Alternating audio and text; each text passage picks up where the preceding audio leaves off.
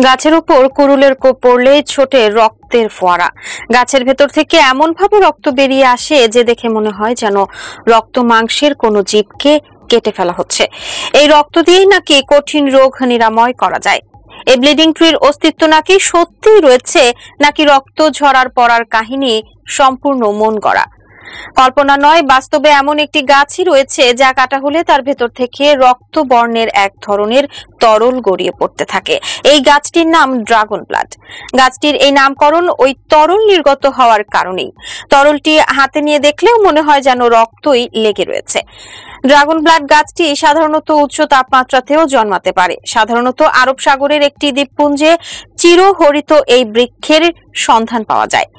ইয়েমেনের সকোট্রা দ্বীপপুঞ্জে প্রচুর পরিমাণে ড্রাগন ব্লাড গাছটি দেখা যায়। এই গাছটি প্রায় 650 বছর ধরে বেঁচে থাকতে পারে। ইয়েমেনের জাতীয় গাছ এটি।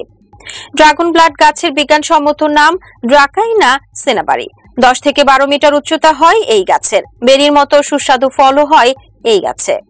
ড্রাগন ব্লাড গাছটি এমন ভাবে বেড়ে ওঠে যে তলা শাখা প্রশাখাগুলি আকারে ছোট হয় এবং উপরিভাগে শাখাগুলি চওড়া হয়।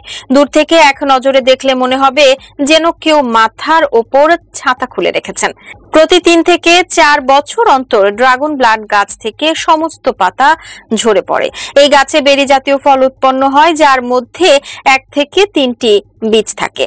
ড্রাগন ব্লাড গাছের ফল পরিণত হতে শুরু করলে সবুজ থেকে কালো রং ধারণ করে। কমলা বর্ণ ধরলে বোঝা যায় ফল পেকে গিয়েছে। ফল সাধারণত পরিণত হতে মোট 5 মাস সময় লাগে।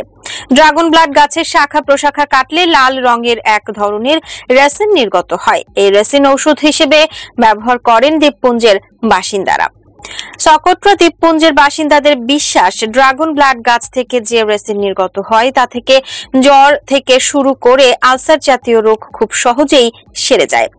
অতিরিক্ত তাপমাত্রায় বেড়ে ওঠা ড্রাগন ব্লাড গাছের অন্যতম বৈশিষ্ট্য হলো বাতাস, মেঘ, এমনকি কুয়াশা থেকে জলীয় বাষ্প সংগ্রহ করে সঞ্চয় করে রাখা।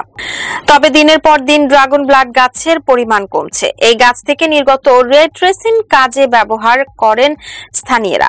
রেড রেসিনের কারণেই প্রচুর পরিমাণ গাছ কাটা হচ্ছে বলে জানা যায়। প্রাচীনকাল থেকে রোগ নিরাময়কারী ঔষধ হিসেবে ব্যবহার করা হয় ড্রাগন ব্লাড গাছের রেসিন। রং করার জন্য স্থানীয়রা এই রেসিন ব্যবহার করেন। দাঁত মাজার পেস্ট, লিপস্টিকের মতো প্রসাধনী তৈরিতেও ব্যবহৃত হয় ড্রাগন ব্লাড গাছের রেসিন।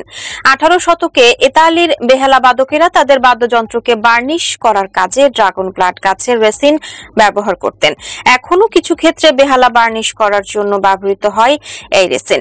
ড্রাগন ব্লাড গাছের রেসিন ছাড়াও এই গাছের পাতা দড়ি তৈরির কাজে ব্যবহার করা হয়। তাছাড়া কৃত্রিমভাবে মৌচাক তৈরিতেও ব্যবহার করা হয় এই গাছ।